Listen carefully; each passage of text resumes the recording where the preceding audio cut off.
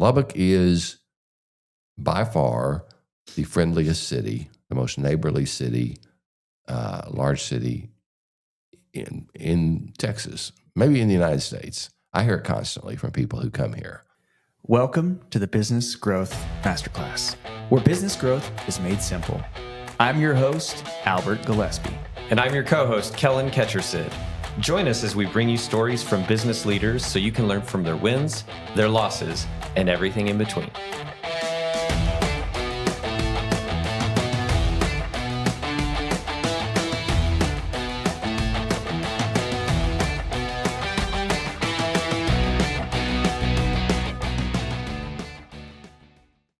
Today's guest is the current mayor of Lubbock, Texas.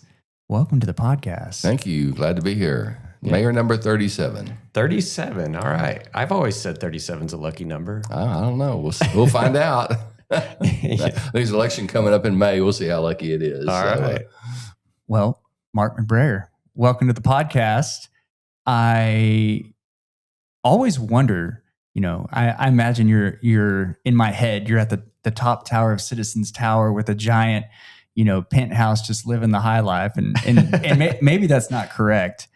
Oh, no, you've nailed it perfectly. Smoking your cigar and just enjoying the view. Well, I am on the 11th floor, and I do have a nice office that faces downtown, and big windows, and I get to look out over downtown and over towards McKenzie Park on one side and towards Texas Tech on the other side. It's a great view.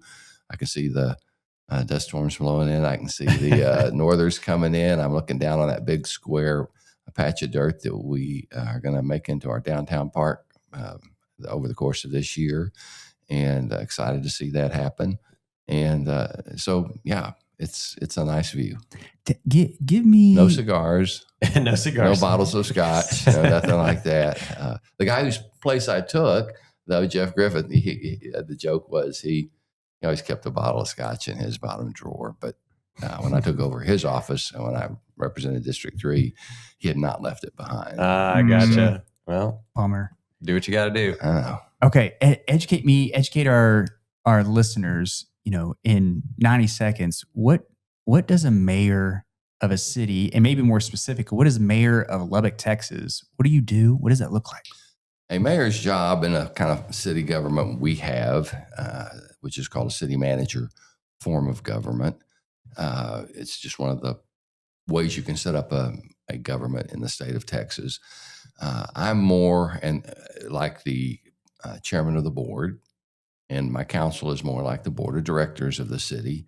We set general policy for the city, but we have a city manager who acts as the chief executive officer for the city. So as far as the council and I are concerned, we hire just 3 people. We hire the city manager, we hire the city secretary. And let me just explain, a city secretary isn't just someone who takes notes of our meetings. She has a very, very big job to fulfill. She's overall our public records, and there's a lot of laws in place on how we handle records, what we have to publicize, kind of notice. She has to make sure all that is done in a timely fashion according to law. She keeps all of our documents, all our official documents and records going back, through the 100-year of our city's history. Health records, everything fall under her. So it's a bigger job than some people What's think. Her name? Her name's Courtney Paz. All right. Shout out to Courtney Paz. Yeah. Courtney, that sounds like a tough job. It is. It's a lot. And then the third officer of the city that we hire is the city attorney. And so those are our 3 hires. The city manager hires everybody else. And so they answer to him.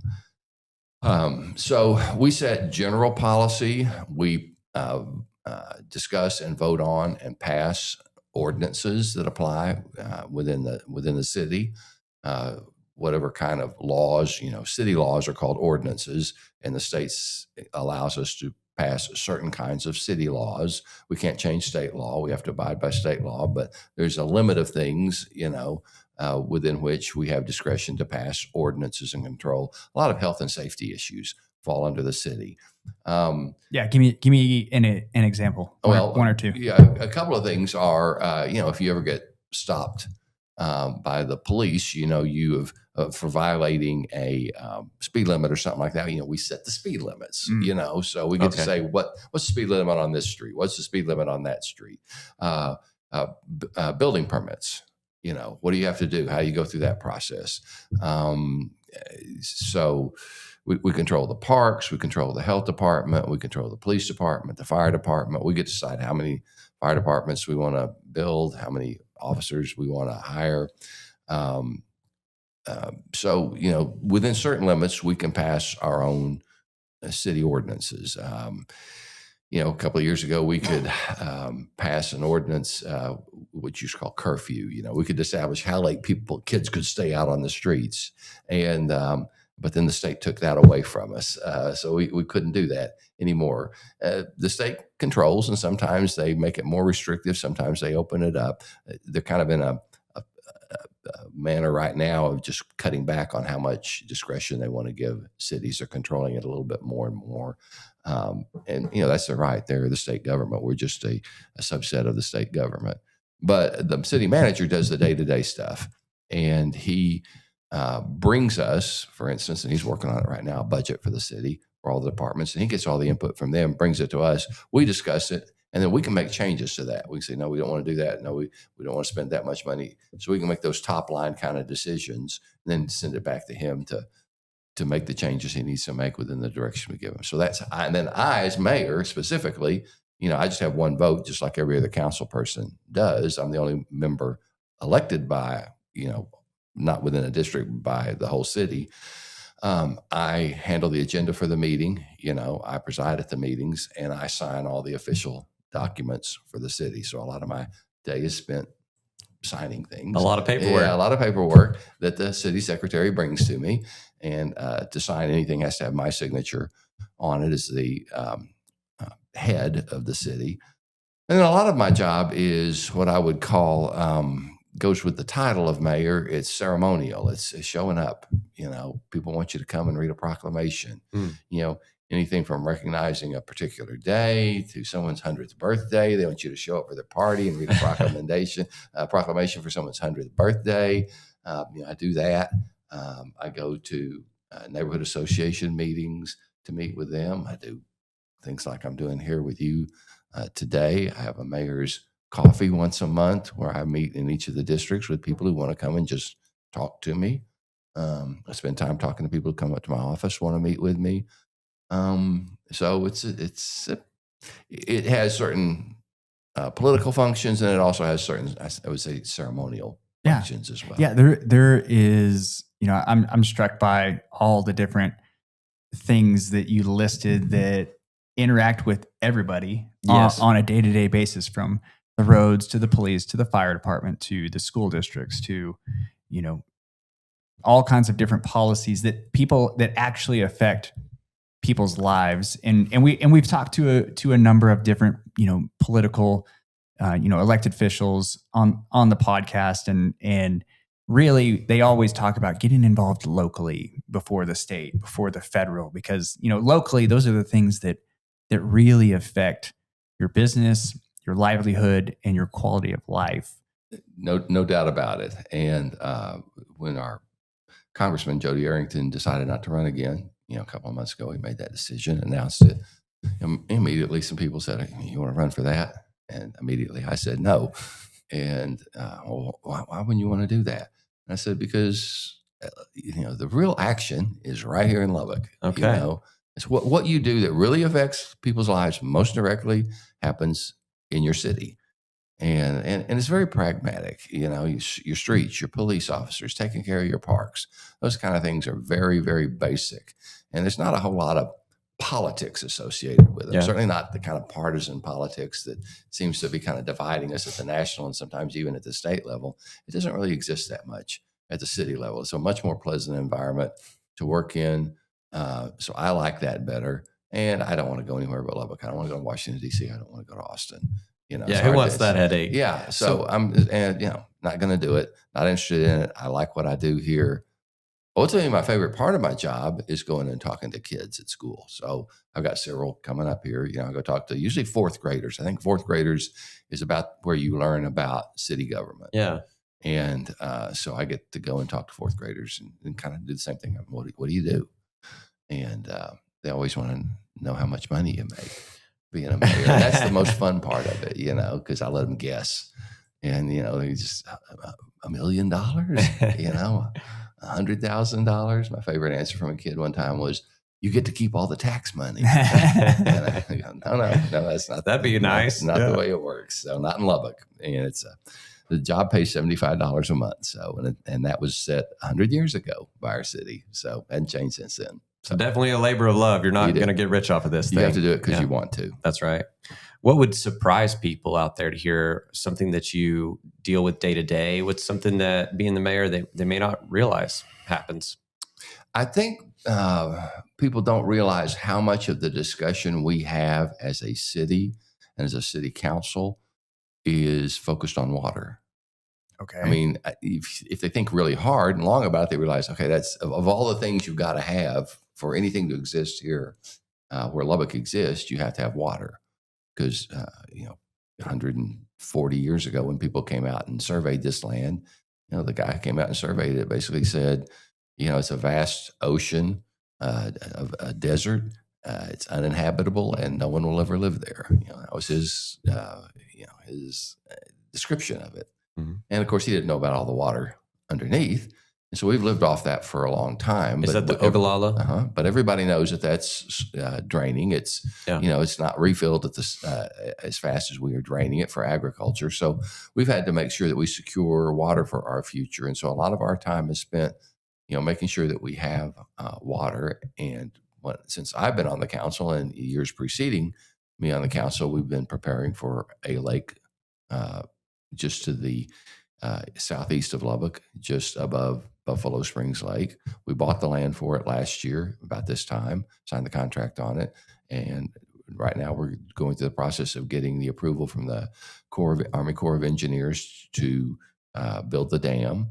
So they have to do a lot of work to go through that approval process. And hopefully it will be online in the year 2032. We'll start impounding water there in the canyon right above Buffalo Springs Lake. Beautiful lake that'll be about 2.5 times the size of Buffalo Springs Lake. Okay. And so it'll be a water supply for us. About a third of our water will come from that lake, and it'll be a recreational lake. But the interesting thing about that lake is people say, well, where's the water coming from for the lake? Because if you go out there and you look at the canyons, there's not a river rushing through them, but they realize we have 6 small lakes in Lubbock, running through those canyons. Well, Lubbock diverts all of its stormwater into that canyon. All the water that we treat from your effluent is treated to stream quality, and it is put into that canyon.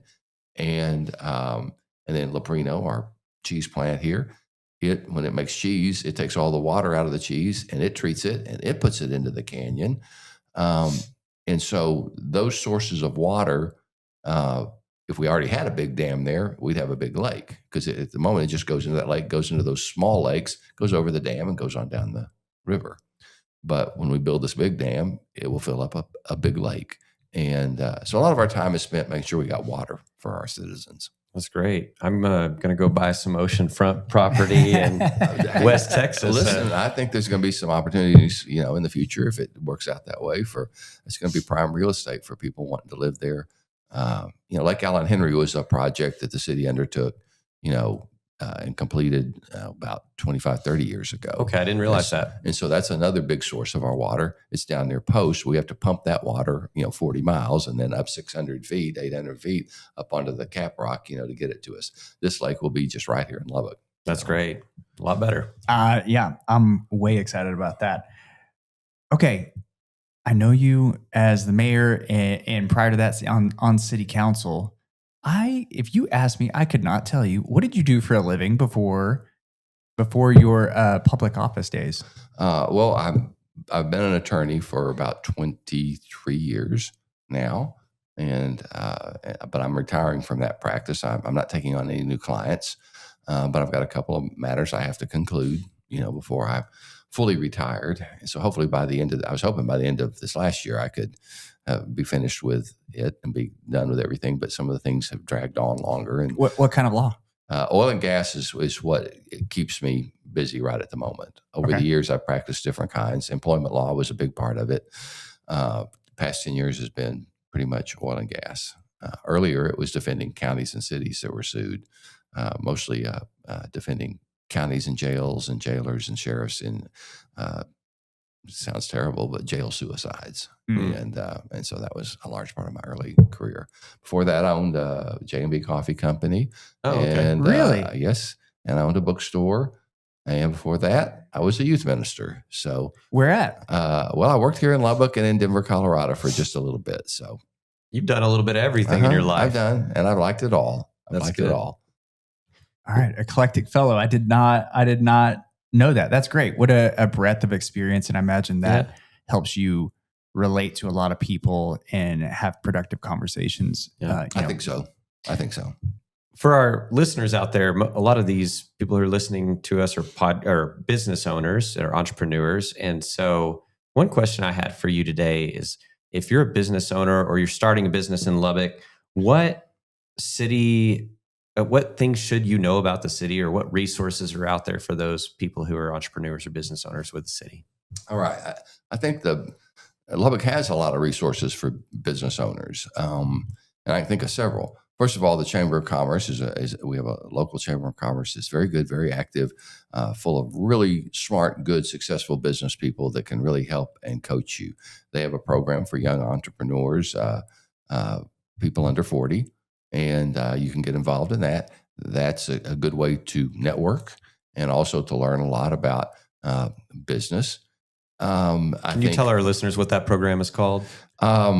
It's called, great. Ask me that question. Is it YP? Sorry, young? Yeah, it's like young professionals, Young leaders, or I'd have to look it YPL. up. Is that what it is? Something like that. Yeah. Sorry, And, I put you on the spot. Yeah, but by the time it came around, I was too old to join it. So, as a business owner, so I can't. But it's run through the chamber. It's for people under 40, and Lubbock Leadership or something like that. That's what it's called. So that's a great way to network in our city. I think if you're trying to start business and you have a small business, you're trying to find capital, if you go through the South Plains Association of Government, they work with the Small Business Association, a great place to get connected for the possibility of a small business loan run through the federal government. But there's a lot of coaching that goes with that program. So the South Plains Association of Government, SPAG, as we all call it, they're located on about 68th maybe, or 66th in Indiana. You can go to their office. Yeah. And a great place to get some resources. Of course, Tech is a great place for resources. They've got their innovation hub out there at Tech. And if you have a small business, an idea, that might be a way in which you can get some help. I'm kind of excited. Two months ago, I was in Israel for a mayor's conference, and met a lot of mayors from all over the world. You're talking about mayors. I met a delightful mayor of Leeds, London, the Lord High Mayor of Leeds, London. I was real jealous of him because I'm friends with him now, and he sends me pictures all of the time, and he has all this regalia and a funny hat and big old chain he wears and a medallion around his chest and all that as mayor of the city. You could do that. Of a thing. I go, man, I want one of those. I feel like the mayor of Lubbock needs like a big white cowboy hat. A cowboy hat's probably about all you're going to get here. Yeah. So, but where was I going with that? No, I remember where I was going with it. So part of that was Israel is a big leader in AI. And the way they've set themselves up over there, it's an initiative, kind of a top-down, not really top-down, but the government's very involved in it. And different cities are hubs of different kinds of AI development. So one city might be developing AI around personnel management, health, human resources, that kind of stuff. Another hub might be health-oriented AI. Another one might be security and public safety. Another one, one of the big ones, a couple of the big ones that we visited were around traffic management in cities. And I would love that. A smarter traffic management system would be great. And so I got to thinking while I was over there, what would be something for Lubbock Lubbock could be a hub for in the area AI if we wanted to try to move in that direction. So I'm trying to work kind of through that this year, and maybe we can come up with something working with tech and their different departments out there, their innovation hub. What might be an area, one area that just kind of came to my mind because my wife has recently just started homeschooling our youngest granddaughter. And I would think if I was a homeschooler, I would want a whole lot of resources, Yeah. to help me. I'm going to be at home trying to teach this kid. I want some resources I can have confidence in and are very helpful and are sort of tailored to what I need to do with my particular child. And we have tech here, and tech has one of the largest, I think, high school. I mean, you can get credits for high school through tech. I think they're one of the largest programs for doing that in the United States. And so is there some way we could interface with Texas Tech and develop a hub here for AI in the area of helping people in because homeschool education is exploding in this country. Yes. And in this area too. Yes. And so that's one thing I thought of. Of course, the medical field here in Lubbock is very big, but there's a lot of medical places around the United States as big or bigger than Lubbock. That may be an area, maybe not. But I'm just trying to think through what would be something that Lubbock could be good at that. I have a good friend of mine who's very interested in criminal justice and how we try to reduce recidivism, the return of people going back into prison after they get out, how we can prepare them for life outside of prison with education and other things. He's very interested in that. That might be, it's nothing particularly unique to Lubbock, but maybe we have some people here that would be interested in that. So I'm interested in talking to people that might have ideas because I would like to see Lubbock I'm just now beginning to understand the significance of AI. And I've only used it like twice. And it's pretty amazing, Yeah. Last year I used it to summarize all the bills that came out of our state legislature affecting cities. I just asked it to go in there and capture all the bills that would do that and give me a summary of them. And I was shocked at how fast it did it and how accurate it was. Yeah. So there's definitely, there's some wood to chop, so they say, on improving some of the accuracy, some of the analysis and things like that. But that's definitely something that we need to get a hold of, and we need to figure out how to integrate that, in a productive, efficient, value add way. And so, kind of summarizing what you said about some of the resources, we talked about the Chamber of Commerce, which we've mentioned that a few times on the podcast, how excellent Lubbock's chamber is. And they've won numerous national awards. The Leadership Lubbock program is fantastic for any, especially like the service businesses in Lubbock. If you're looking to get in front of people, to get connected, to figure out how to get more clients, Leadership Lubbock is a great program. The Young Professionals program is great for those under 40. And then you mentioned different things around the city, like SPAG, like the Innovation Hub at Texas Tech and that's actually where we have a lot of our group coaching, our mastermind coaching. We're members out there, and we host it there in beautiful building. Yeah, it's a great place. Very, very cool. And so diving into this a little more, what would you say slows business growth or businesses coming to Lubbock that people really don't want to mention, don't want to talk about? What would you identify as something that's keeping businesses from growing in Lubbock? Well, I think probably one of the things that keeps people from even thinking about Lubbock in the first place or dismissing it if it's brought up is they have an impression of Lubbock as being just sort of a cow town in the middle of nowhere. Mm-hmm. And of course, not really a cow town or a cotton town. And we are in the middle of nowhere in some ways. We're 2 hours from any other city of similar size and 4 hours away from any big city. So, yes, those are facts. Nothing we can change about those when people look at it and they go, oh, gosh, I want to go out there. One of the things that, and so they have an impression of Lubbock that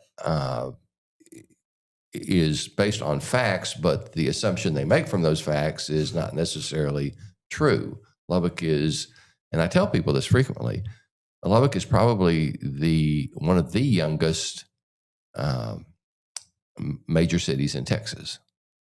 We were founded in 1909. Now that's long before any of us were born. But as far as a city goes, that's a pretty young city, and the city didn't really explode in growth until right after World War II. So really, the growth of Lubbock, even Texas Tech, that started some growth, but the big driver, was people coming back from the war and coming here and going to Tech, and then choosing to live here in Lubbock.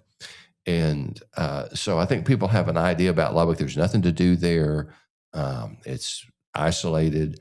Of course, Texas Tech is one of the things I point to. I said, Texas Tech is a great resource for Lubbock. And there's plenty of entertainment opportunities in Lubbock, plenty of educational opportunities in Lubbock. What I tell people, though, that maybe they don't think of or aren't aware of is people in Lubbock is by far the friendliest city, the most neighborly city, large city in Texas, maybe in the United States. I hear it constantly from people who come here.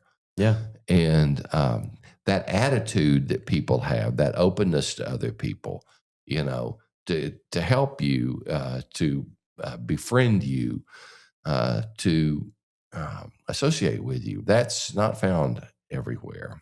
And for a business, that's very important because you can make connections. You can build connections in Lubbock really easily. Even though we're an isolated city, we're not isolated from each other here. We're very connected to one another. It's like a big neighborhood. And so I tell people Lubbock is young. It's not stuck in a bunch of old traditions and ways. We look to the future. We're always having to plan for our future. We wouldn't be here if people hadn't seen something that looked like nothing and said, no, we can build something there. Yeah. We kind of have that attitude. We can have it. We're going to have to work for it. We're going to have to build it. But it can happen here if we work together. So we had visionaries who saw that potential. And I think Lubbock always kind of has that forward-looking attitude. Yeah. And I think that's very positive in Lubbock. So are you saying, it sounds like what you're saying is just the perception of the outside of Lubbock as being this place with just tumbleweeds and dust and nothing really to speak of. That's what gets in the way most of our growth. I think for a lot of people, what are my opportunities going to be there in Lubbock? What opportunities would I ever have in Lubbock? Yeah. And but it's amazing how many people go away to the big city and come right back, and they feel isolated in the big city, and they come back here because the connections that they formed here in Lubbock are very strong. I tell people, and our friendliness really is an asset. A year and a half ago or so, when Les Mis came here, the director of that show took me backstage at the Buddy Holly Hall. And that's one thing I point to people. I said, we ain't just a little old cow town. This is probably one of the premier facilities, concert halls in the United States. But he was showing me around and everything, and he stopped and he said, what is it about this city? He said, we've been to over 100 cities with this traveling show, and this is by far the friendliest city we've ever been in. And I said, yeah, that's true. And he said, I mean, it's the waiters, it's the Uber driver, it's the people we hire to help us set up things. Everybody is friendly. There's an openness here in Lubbock. And I tell people, Lubbock has a very stable political environment. You don't have a lot of people at each other's throats, trying to divide the city up and tear each other apart and get into their little camps. We all kind of work together. We may have different political philosophies, but we work together. The political environment here, if you're starting a business, you want a nice, stable political environment. Sure. You don't want things changing every 2 years. Yeah, it's very business-friendly place to be. Yes, it's very business-friendly because we realize how important that is. So you're trying to get rid of that misperception about Lubbock. And this past year has been really good for Lubbock and for Tech Tech got kind of raised up to a Right. new level of awareness through the game College day game day, that was here. I was thinking of that while you were saying this. You couldn't have bought John Osborne, who heads up the Lubbock Economic Development Association. That's another resource. I forgot to mention. We've had John on as a guest. Yeah, Lubbock Economic Development Association. They can help you find locations. Right. They are great for that. So, but he said they analyzed that publicity we got and the number of mentions of the word Lubbock out of that. And he said it's worth about $75 million of advertising. Jeez. I believe it. And that was what was amazing. You watch it. The show was about Texas Tech and the Red Raiders, but how often the word Lubbock was mentioned on TV. And even our coaches and players, when they would have news conferences after, they get out there and they talk about Lubbock. And Lubbock came up constantly on their lips. And I'm going, and so one thing I would like to do this year is to try to establish a much stronger working relationship between the city and Texas Tech. That's great. And, we got a new chancellor there. And the relationship between Tech and Lubbock has not always been all that productive. They're just kind of in their little world and we're kind of in our world. But I think hopefully we've gotten to that point where we realize, Tech wants to go to the next level. I think Lubbock's ready to go to the next level. We're approaching 300,000 people. And most people who study the dynamics of a city say that when you hit 3,000, you enter another level of being a city. And we're getting very close to that. I think we probably have somewhere between 275, 280. I think by the 2030 census, we'll be very close there to there. Well, we don't exist in bubbles separate from each other. If we both want to get to that next level, I think Tech and Lubbock working together that needs to happen at a better. Because if you're a parent and you're thinking of where to send your kid to college, what are the questions you're asking? Well, how much does it cost to send my kid to college? They're going to get a good degree. That's kind of basic. And then they say, well, what's the town like? Is it safe? Yeah. Are there things for my kids to do there? If I go there to see them, am I going to have things to do? Do I want to go there? So they're going to ask questions about the community the college is in as well. And so I'm focused on trying to develop Lubbock in a way that the synergy with Texas Tech really takes us both to that next level. That's great. I was thinking as you were talking about game day and the publicity, I heard Kirk Herbstreit, one of the pundits on ESPN, saying, if you want to feel good about America, you want to feel good about family and people who just take care of each other, go to Lubbock, Texas. Yep. And I was like, man, you couldn't ask for a better plug. No, if you're an employer looking for a city with really great values, and a low cost of living, I didn't mention that, Lubbock has a very good low cost of living, low tax rate. Those are all things that are important to businesses. Yeah. And I would, kind of rephrasing everything that you said about Lubbock and talk about, why businesses could grow, what's in their way, the strong, it keeps coming back to the people and how connected we are. And, all of our different organizations from LEDA to the Chamber to, the Lubbock Apartment Association or Realtor Association. Great people, all of them. Great people. And it is like a big neighborhood. It's a big, small town where, you go to enough of those events and you serve. Yeah. You keep showing up and you keep adding value to other people's lives.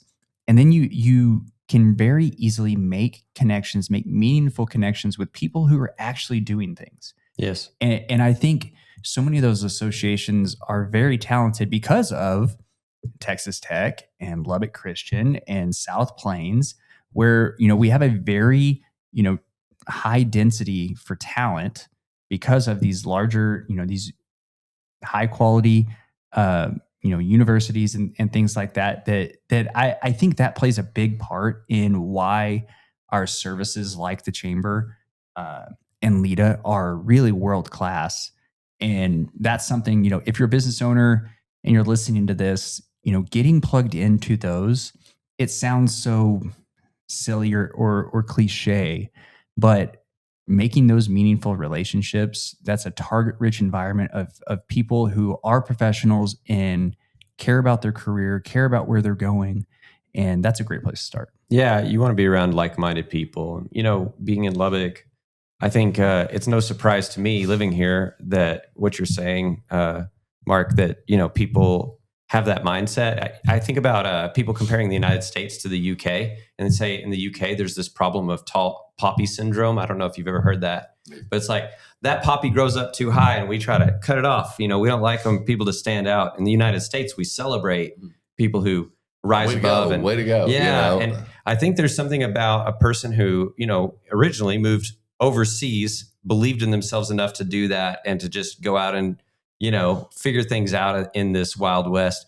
But then, Lubbock's kind of a microcosm of that. We've drawn people out here, like you said earlier, who, if you're going out to this flat land with a lot of dust and, how am I going to find water? Like that takes a certain kind of person. You go over decades and years, enough time, you accumulate a population of people who know they have to work together. They're resilient. They're resilient. They have to be hardworking, industrious people. And I think now, as we've grown to the level you're talking about, it's an exciting time for Lubbock because now we are this big, viable city, and we've got these booming or these strong economies, the cotton economy, obviously, and then cattle to the north and oil to the south.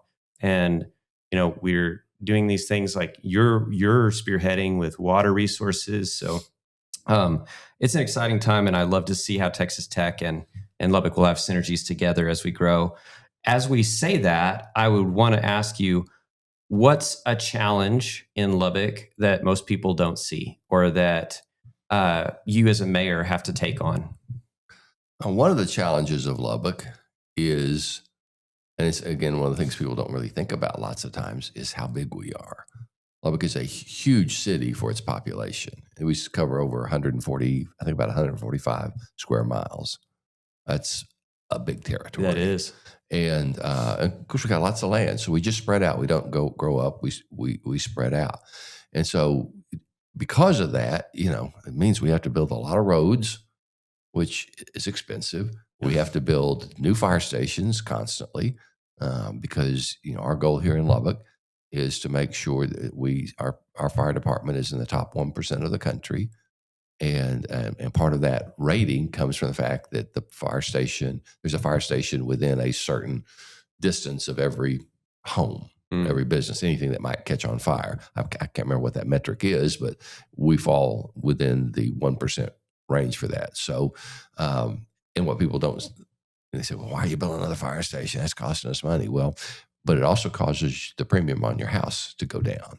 That's where it really makes an effect is people who are underwriting a policy look at where you are, and we're a 1% city, so that really helps you save money. So being such a big city, a police force has to cover an amazing amount of territory, out on patrol, and so that's one of the real difficulties of Lubbock is its size and trying to maintain all the resources and responsibilities you have to a city and its citizens in a city that large without just breaking the bank as far as a budget. We've gone for a number of years now without really raising people's taxes very much at all. I think our last budget raised the average homeowner's property tax on their house about $15. And I think the year before it was about $30 for the year. And so, I was trying to keep it without raising it at all, but nevertheless, we came up with a budget that was, not a big increase. Yeah, that's still good. And so, but nevertheless, I think we maintain what we have in the city well. Now, people can say, well, we can do a better job of it. And you can. There's a cost associated to doing that better job. And that's always the balance. What's the value of taking, mowing your parks once a week versus, once a month or something like that. Yes, you could always keep them looking really spick and span, but the cost of that. So you always have to balance costs and we want to keep people's taxes low. And we listen to our public and where do they want that balance to be? And Lubbock's a pretty conservative town as far as that goes. And I'm surprised at how far we're able to stretch that dollar and make it work in the city without really burdening our citizens with a high tax rate. That's another good reason to come to Lubbock. Yes, because you're not burdened. by a lot of other people's ideas of how your money ought to be spent. Right. You know, Which Sure. is nice to not have all that encumbering you as a business owner. Yeah, the property tax thing and the low cost of living is definitely a plus in Lubbock, and you know that there are opinions out there about what property taxes in Lubbock and how they're growing and where they're growing and you know, I'm sure you hear all of them. I do. Whenever you're talking about that problem of how spread out we are, and I really appreciate the explanation and talking about, you know, giving the example of mowing once a week versus once a month and having to make those decisions, you know, across so many different programs across the city, such a big city. What are, you know, is there something that you guys want to do or want to work on that could help alleviate some of that? You know, the complaint you get a lot of times from some people who maybe don't pay a whole lot. Maybe they don't own a house. Maybe they're not concerned about their property taxes. Maybe they're not thinking about that. So why don't we have this? Why don't we have that? You know, and sometimes what they want us to have is not something the city has any business doing. People say, you know, you raised our taxes. Where's Joyland? I'm going, well, the city didn't own or operate Joyland. You know, it was in McKenzie Park, but we leased the land for them. They put it there. When they decided it wasn't working for them anymore, they closed it. Right. And there was no succession plan for them. They tried to find one, but it just didn't work for them. They say, well, where's our, but then, so sometimes it's something that's just not the business of the city. You know, where's our water park? You know, but then they'll get to things like, where's our pool? And you know, where's our pools for our Yes, young I've people? heard that one. You Yeah. hear that one a lot. Or where's our zoo? Or where's our aquarium? You know, I hear that one all the time. Where's the zoo? And where's the aquarium? And I don't know who promised these people a zoo or an aquarium years ago. As far as I'm concerned, you know, vote against me if you want to. We're never going to have a zoo or an aquarium in Lubbock. Zoos are kind of one of those things that are phasing out. I think a lot of people realize they're very expensive. You probably only need a few of them in your country that are well run.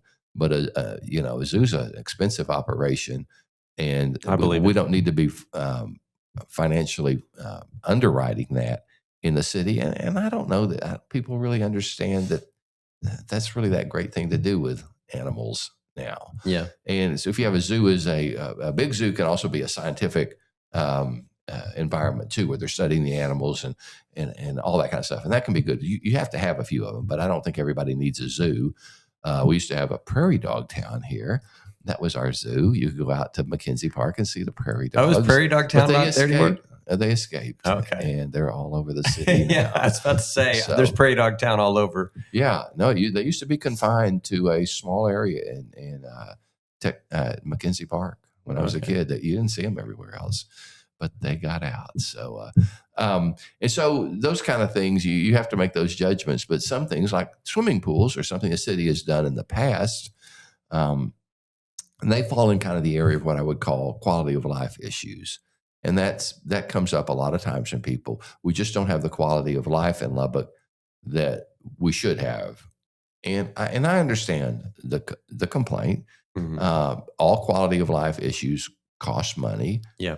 When I ran, you know, I would talk about them and say they're not essentials. They're not core things. They are add-ons for most cities. And before we would ever get very large into the area, very far into the area of quality of life, I think the citizens of Lubbock, the voters, the taxpayers would have to vote on that. Say, yes, we're willing to pay for that. It's not something I don't think we as a city council are going to unilaterally say, well, you elected us and we're going to make this decision. We're going to build a lot of this, that, and the other. It's going to cost a lot of money and we're going to raise your taxes. I think the voters need to weigh in on that. And there may come a point, of course, the more you grow as a city, the more able you are to do some of these things. So some of that will come naturally through our growth. But some of it, I think, would have to be done with the citizens making a decision. And you'd have to be very clear. This is what we're going to do. And then people weigh in on it. And not everybody's going to agree how they want that money spent. Some people Right. want a swimming pool. Some people say, why, you know, where are you going to put a swimming? That's what I tell people. We're 145 square miles. If we could build one swimming pool, where are we going to build it? Where should we put that one Yeah. swimming pool? That's hard. You know, people say Littlefield has a swimming pool. I said, everybody in Littlefield lives within 5-6 blocks of that pool. Yeah. But there's no place in Lubbock we can build one pool. That's We'd a have to problem build people don't a think bunch of about. pools. We used to have 4 pools. They're expensive to maintain.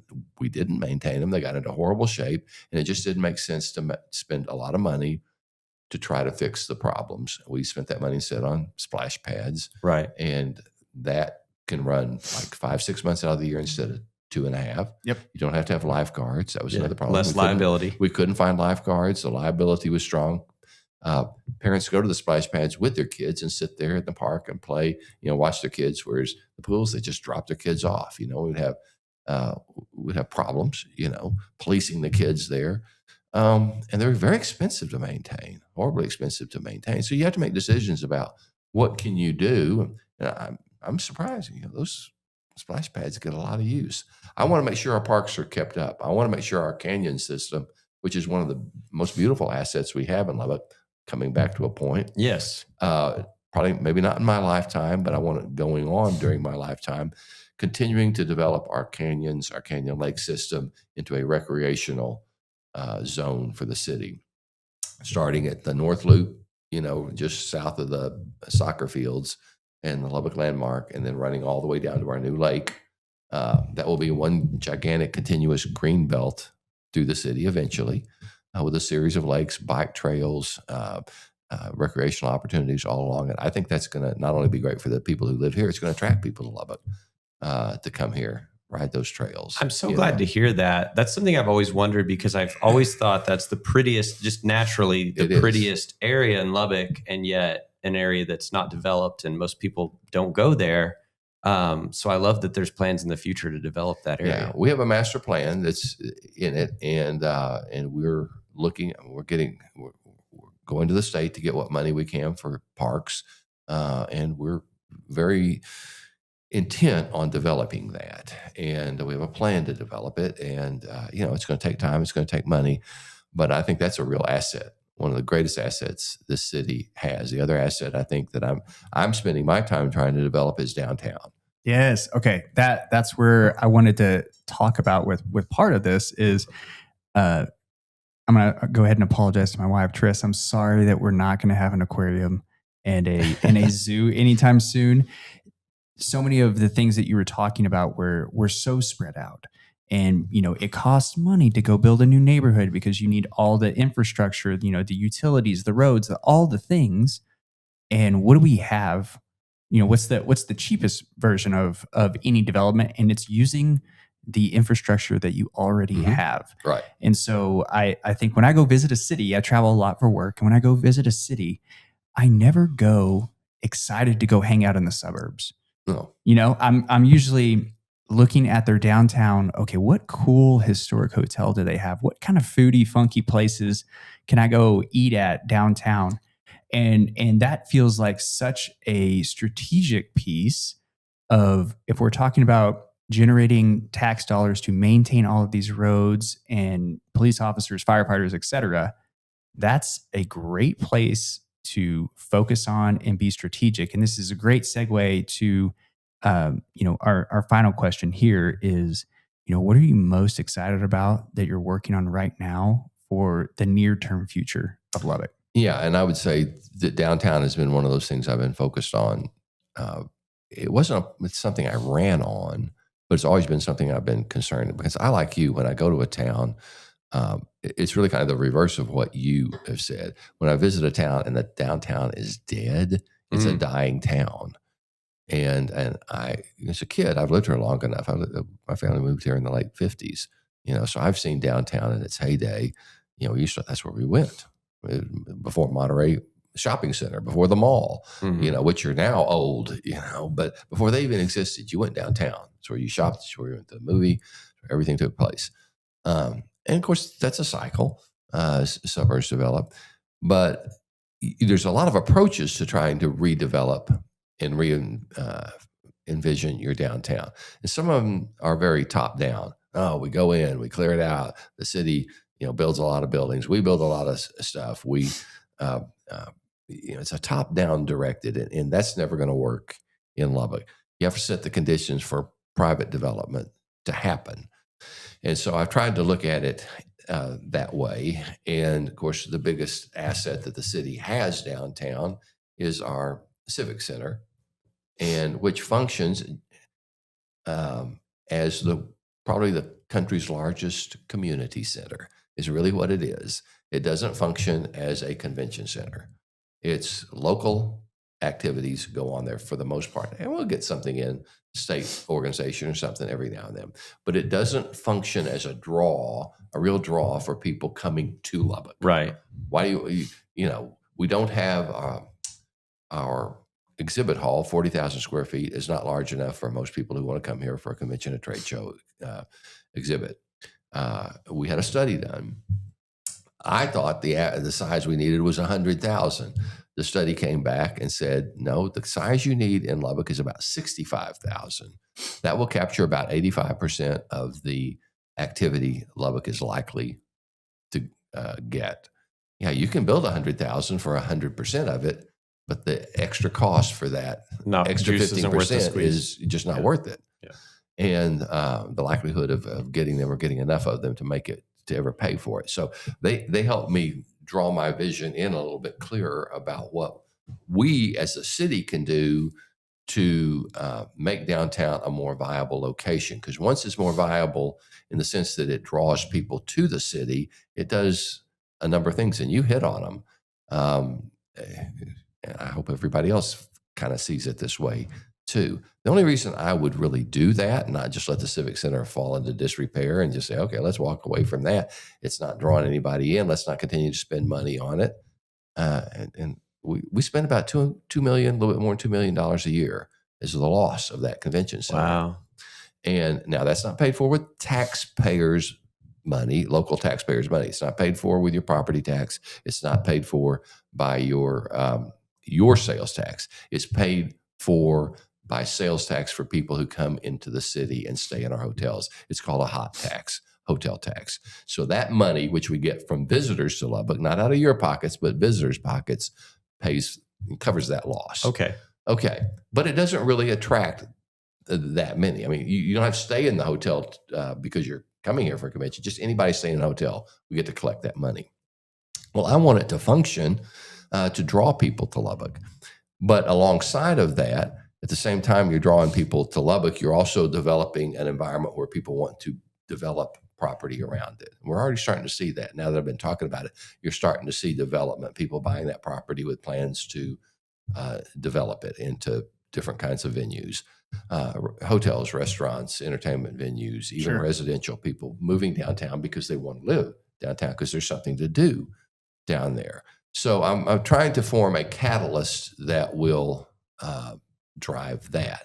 But at the same time you do that, the benefit of doing that is if you bring a visitor into Lubbock to spend his money here and you collect sales tax from him, that money goes into that bucket we need to run the city. Sure. We're not spending a lot of money on him. We're not building, I mean, the roads are there. He gets to drive on them. But he's not really seeing the benefit of it. You see the benefit of the money he spends here because it's money we can spend then in our budget to do things for you, the citizen of Lubbock. And when you have a viable downtown and something central to it that begins to attract people to buy the land and develop the land beside it, because we have a lot of undeveloped land or unused land or unoccupied businesses and buildings downtown. Yep. When people start to build something on that land or build a business there that is productive, they pay property tax where you're not collecting much of anything. Well, anything I can do to collect sales tax money from an outsider or new property tax from people willing to go in there and invest and build something is a benefit to Lubbock because it reduces the pressure to raise your property taxes, the resident of Lubbock. And that's the main reason I do all this. I always think of things in terms of what's the benefit to the citizen and the taxpayer of Lubbock? And will this benefit them? If we're going to spend $2 million on this as a loss, on the Civic Center, I'd rather have it generating, sales tax money in hotels and restaurants and everything around it. Bringing people in. Building businesses around it that bring in additional new property tax because that allows us to do those things that we want to do in the city without having the pressure to raise your taxes. That's a, whenever you hear Ron DeSantis talking about eliminating property taxes in Florida, that's maybe potentially only an option in Florida because of Disney World or Disneyland, Disney World, and just all of the people that come income that Yeah. that state People come generates in and spend their money there. Yeah. And so, if we can help pull people, with a carrot, pull them into downtown, and they've come here willingly, they're coming here and you're willingly spending your money here. And I'm glad to take it and take that sales tax money and use it for the benefit of the citizens who live here. But it starts with a draw and having a place like a good up-to-date convention center that has the right size and the right features so that people can come and do the things what we're looking at building down there, and what the consultants brought to us, was an idea that serves it's a multi-purpose facility that will not only serve as a convention center, exhibition hall, but you can also use it for concerts and sporting events. It'll have multi-uses. Sure. So our goal is to keep it busy year round. Yeah. Okay. Tell me more. Can you share any more? And I do want to share that, we're having the Texas Apartment Association here next month, and the whole state is so excited to go and see, Joey World, I guess is what we'll call it, is to go see the new stadium because of Texas Tech. Mm-hmm. Everyone's excited to come, but some of the pieces that we're talking about, a convention center and a larger hotel that can house a couple thousand people, is something that Lubbock doesn't have. Yeah. And so can you share any details about this project that you're talking about? Well, last year, the legislature, we asked them to get for Lubbock a statutory mechanism to, it's called a public finance zone statute. And it exists in state law.